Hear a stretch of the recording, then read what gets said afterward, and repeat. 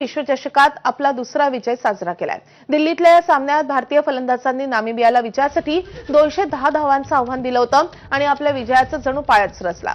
आणि त्यानंतर हार्दिक पंड्या, वरुण चक्रवर्ती आणि अक्षर पटेल यांच्या आक्रमणासमोर नामिबियाचा अख्खा डाव 116 धावातच गडगडला।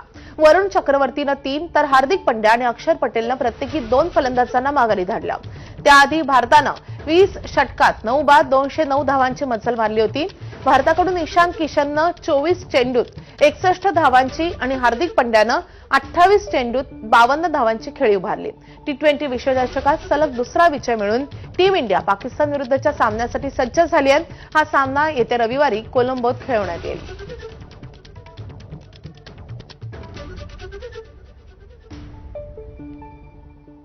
तर या बातम्यांसोबतच बुलेटिनमध्ये एक छोटासा ब्रेक घेतोय। कुठेही जाऊ नका, पाहत राहा एबीपी माझा।